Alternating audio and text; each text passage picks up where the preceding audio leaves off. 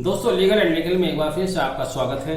जैसे कि आप सभी जानते हैं कि उत्तर प्रदेश सरकार द्वारा कानपुर, इलाहाबाद और उत्तर प्रदेश के कुछ जिलों में हुए हिंसक प्रदर्शनों में शामिल लोगों के खिलाफ दंडात्मक कार्रवाई के रूप में बुलडोजर चलाकर उनके मकानों को ध्वस्त कर दिया गया। उसी ध्वस्तीकरण के खिलाफ सुप्रीम कोर्ट में एक रिट पिटीशन फाइल हुई है, जिस पर आज सुनवाई हो चुकी है। उस सुनवाई को लेकर काफी चर्चा चल रही है। लोग अपने अपने तरीके से इसको अपने पक्ष में, अपने विपक्ष में सुप्रीम कोर्ट के जो कार्यवाही हुई है उसको बता रहे हैं। अभी कोई आदेश नहीं, इसलिए मैं आदेश नहीं कह रहा हूं। एक आदेश आया है, वो भी मैं बताऊंगा आपको। मैं आपको जैसा मामला सुप्रीम कोर्ट में जिस तरह से सुना गया, जिस तरह की बातें वहां दोनों पक्षों द्वारा रखी गई, जैसी बातें हैं सही वैसी बताने की कोशिश करूंगा। इसमें कोई लाग लपेट मैं नहीं लगाऊंगा। बस मेरा आपसे निवेदन कि अगर आप चैनल पर नए हैं तो प्लीज चैनल सब्सक्राइब कर लीजिएगा। अगर आप अभी तक आपने चैनल सब्सक्राइब नहीं किया है, पुराने हैं चैनल सब्सक्राइब नहीं किया है, तो भी चैनल सब्सक्राइब कर लीजिएगा। वीडियो आप तक देखिएगा, पसंद आए तो लाइक और शेयर करना भी नहीं भूलिएगा। आते हैं वापस इसी केस पर जिसके बारे में चर्चा करने के लिए बैठे हुए हैं। जैसे कि आप जानते हैं, जमीयत उलमा हिंद की तरफ से रिट पिटीशन फाइल की गई है, जो कि जमीयत उलमा हिंद व अन्य बनाम यूनियन ऑफ इंडिया 162/2022 और सुनी जा रही है, जिसको वैकेशन बेंच सुन रही है, जिसमें खुद चीफ जस्टिस एएस बोपन्ना और जस्टिस विक्रम नाथ इस केस को सुन रहे हैं। मैं यह भी बता दूं कि पिटीशन की तरफ से इसमें एडवोकेट सीयू सिंह पेश हो रहे हैं। वहीं उत्तर प्रदेश राज्य की तरफ से मशहूर अधिवक्ता हरीश साल्वे इस केस को देख रहे हैं। आज क्या हुआ सुप्रीम कोर्ट में बता दें। जैसे कि कहा जा रहा है कि सुप्रीम कोर्ट ने स्टे देने से मना कर दिया है। सुप्रीम कोर्ट ने स्टे नहीं दिया, अभी आदेश की कोई नौबत नहीं आई है, तो इसलिए ये कहना कि सुप्रीम कोर्ट ने स्टे देने से इनकार कर दिया है, ये बात गलत है। इस तरह की कोई बात नहीं हुई है। हालांकि अगर पढ़ा जाए तो एक तरह से इनडायरेक्ट वे में सुप्रीम कोर्ट ने स्टे कर दिया है। स्टे कैसे कर दिया बताऊंगा। तो सुप्रीम कोर्ट ने उत्तर प्रदेश सरकार को साफ साफ कहा है कि बिना कानून द्वारा स्थापित व्यवस्था का प्रक्रियाओं का पालन किए बिना कोई विध्वंस की कार्रवाई नहीं की जानी चाहिए। अगर इसको लीगल एस्पेक्ट से देखा जाए, कानून की नजरिए से देखा जाए, तो एक तरह का जब तक वो ड्यू प्रोसेस को फॉलो नहीं करते हैं तो ये स्टे है। चूंकि ये स्टे उन कार्रवाइयों पर है जो ड्यू प्रोसेस को फॉलो कर नहीं की जा रही हैं। यानी कि जो विध्वंस हुए हैं वो आप जानते हैं, उत्तर प्रदेश सरकार ने मीडिया में कहा, ये उनके वकील ने भी कोट किया है और अधिकारियों ने भी कहा कि जो लोग दंगाई थे या इन दंगों में शामिल थे, उनके संपत्तियों को विध्वंस कर दिया जाएगा, तोड़ दिया जाएगा। तो इसका मतलब ये हुआ कि वहां पर ड्यू प्रोसेस फॉलो नहीं किया गया। जब ड्यू प्रोसेस फॉलो नहीं किया गया तो सुप्रीम कोर्ट ने कहा कि उसको फॉलो कीजिए, अदरवाइज आप विध्वंस नहीं करेंगे। तो इसको हम स्टे की शक्ल में देख सकते हैं। ये नहीं कह सकते कि स्टे कर देने से मना कर दिया, और दिया भी नहीं है, लेकिन इनडायरेक्ट वे में उन्होंने अभी मना किया है। कहा है कि आपको ये साबित करना होगा, राज्य सरकार को कहा है कि आपको साबित करना होगा कि आपने जो प्रक्रिया है उसका पालन किया है। जस्टिस एएस बोपन्ना और विक्रम नाथ की अवकाश पीठ, जो कि जमीयत उलमा के इस एप्लीकेशन पर विचार कर रही थी, और राज्य को कहा कि आप निर्देश दिया कि आप जो कानूनी प्रक्रिया है उसका पालन करें और तब तक विध्वंस ना किया जाए जब तक उस प्रक्रिया का पालन ना किया जाए। हालांकि सीयू सिंह, जो कि पिटीशन की तरफ से पेश हो रहे हैं, उन्होंने खुद ये कहा था कि चूंकि दिल्ली दंगों के जो आरोपी थे उनके घरों को विध्वंस किया गया, उसके खिलाफ भी जमीयत उलमा हिंद सुप्रीम कोर्ट गई, तो वहां पर उस कार्रवाई को स्टे किया गया था, लेकिन उत्तर प्रदेश में स्टे नहीं है। सीयू सिंह ने बात कही थी, पिटीशन के एडवोकेट ने कहा था कि उत्तर प्रदेश में स्टे नहीं है। उसी का फायदा उठाते हुए वहां के अधिकारियों ने इस तरह की दंडात्मक कार्रवाई को अंजाम दिया।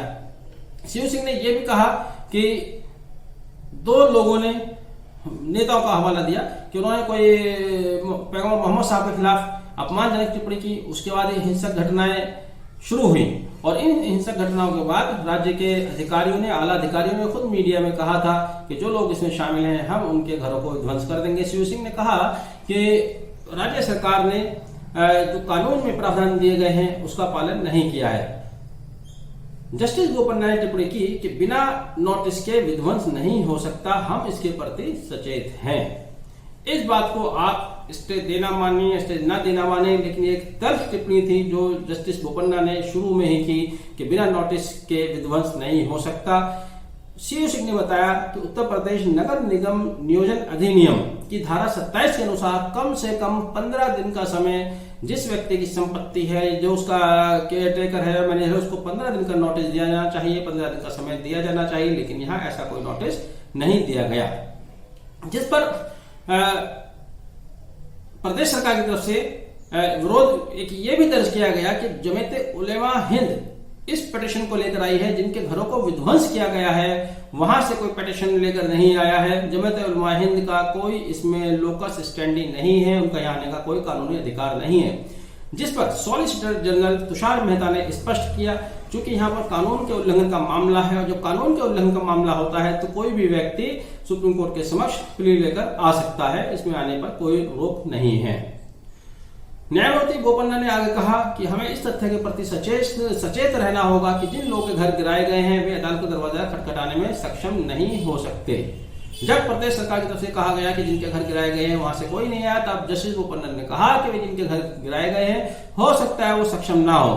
इस पर हरीश साल्वे ने कहा कि भाई जिनके घर गिराए गए हैं उनके बड़े अच्छे घर के खुद मान रहे हैं और वो इस लायक थे कि वो आ सकते थे, लेकिन वो नहीं आए। उन्होंने प्रयागराज और 3 उदाहरण भी पेश किए।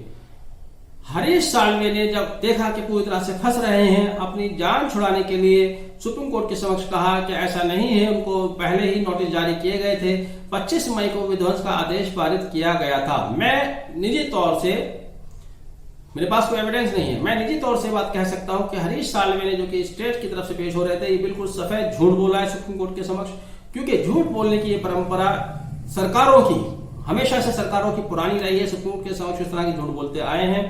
निश्चित रूप से कोई नोटिस जारी नहीं किया गया था, विध्वंस का कोई आदेश जारी नहीं किया गया था, मेरा निजी व्यू है और आप भी इस बात को समझते हैं। अगर प्रदेश सरकार की तरफ से कोई नोटिस जारी किया गया होता, अगर प्रदेश सरकार की तरफ से विध्वंस का कोई आदेश पारित किया गया होता 25 मई को जैसा कि बता रहे हैं, तो निश्चित रूप से विध्वंस की कार्रवाई के समय उस नोटिस को, उस आदेश को यह मीडिया के समक्ष लाते या उसको अपने रिकॉर्ड पर लाते, लेकिन ऐसा कोई रिकॉर्ड पर नहीं आया। बल्कि सीयू सिंह ने जैसे कहा कि जिस दिन दंगा भड़का विरोध प्रदर्शन में, उसी दिन प्रदेश के आला अधिकारियों और मुख्यमंत्री ने स्वयं ये कहा था कि जो लोग इन दंगे फसाद में शामिल हैं उनके हम मकानों को ढहा देंगे, बुलडोजर से गिरा देंगे। जब वो इस तरह की बातें कह रहे हैं तब तो उन्हें ये भी नहीं मालूम था कौन लोग शामिल हैं कौन लोग नहीं शामिल, तो कैसे मान लिया जाए कि उनको नोटिस जारी किया गया था, आदेश पारित किया गया था।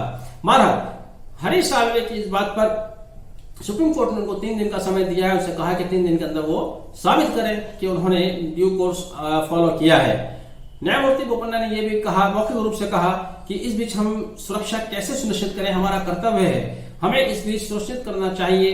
अगर यह अदालत बचाव के लिए नहीं आती है तो यह उचित नहीं होगा, इसे उचित दिखाना ही होगा। उन्होंने यह भी कहा, हम देखते रहेंगे, हम भी समाज के अंग हैं। ये इंपॉर्टेंट लाइन्स हैं जस्टिस बोपन्ना की, जो इतिहास में दर्ज हो जाएंगी। हम भी देखते रहते हैं, हम भी समाज के अंग हैं, हम भी देखते हैं कि क्या हो रहा है। कभी कभी हमने कुछ इंप्रेशन भी बनाए हैं। किसी की शिकायत के मामले में अगर यह अदालत बचाव के लिए नहीं आती तो यह उचित नहीं होगा, ये कथन है मौखिक रूप से कहा चीफ जस्टिस एएस बोपन्ना ने। आवेदक ने उत्तर प्रदेश राज्य द्वारा अधिनियमित कानून के शासन और नगर पालिका कानून के उल्लंघन में कथित रूप से ध्वस्त किए गए मकानों के लिए गिराने के लिए जिम्मेदार अधिकारियों के खिलाफ कार्रवाई की मांग के लिए भी सुप्रीम कोर्ट से निर्देश जारी करने के लिए कहा, लेकिन ऐसा कोई निर्देश सुप्रीम कोर्ट द्वारा जारी नहीं किया गया। बहरहाल अभी इसमें 3 दिन का समय दिया गया है। 3 दिन के अंदर राज्य सरकार को साबित करना है कि उन्होंने क्या नोटिस दिए थे या आदेश पारित किए थे। जैसा कि मैंने कहा, निश्चित रूप से कोई आदेश नहीं दिया गया। आज रात से ही उस आदेश को बैक डेट में 25 मई की डेट या उससे पहले की डेट में छापने की तैयारी शुरू कर देंगे। आज आप जाकर देखेंगे तो पूरी रात नगर पालिका नगर निगम के दफ्तर खुलेंगे। सीयू सिंह ने आरोप लगाया था आवेदक की तरफ से। उन्होंने कहा था कि कानपुर में हुई हिंसा के बाद कई अधिकारियों ने मीडिया में कहा है कि संदिग्ध आरोपियों की संपत्ति को जब्त और ध्वस्त कर दिया जाएगा, जिसमें राज्य के मुख्यमंत्री भी शामिल हैं, जिन्होंने मीडिया में कहा था कि आरोपितों के मकान बुलडोजर से गिराया जाएगा, जिससे स्पष्ट होता है कि इन्होंने पहले कोई भी नोटिस या कोई भी कार्यवाही इन्होंने पहले शुरू नहीं की। बहरहाल अब इसमें अगली तारीख 21 जून मंगलवार की फिक्स की गई है। अभी इसमें सुनवाई होना बाकी है, इसलिए यह कहना कि किसी तरह का कोई आदेश है, कोई आदेश सुप्रीम कोर्ट की तरफ से नहीं है। लेकिन जैसा कि मैंने शुरू में बताया, उसको रिपीट नहीं करूंगा, अगर माना जाए तो ये प्रदेश सरकार के खिलाफ एक सुप्रीम कोर्ट का व्यू इसमें उभर कर आ रहा है। बहरहाल आपने वीडियो आगे तक देखा, मैं उम्मीद करता हूं कि दी गई जानकारी आपको पसंद आई होगी। Thank you, have a nice day.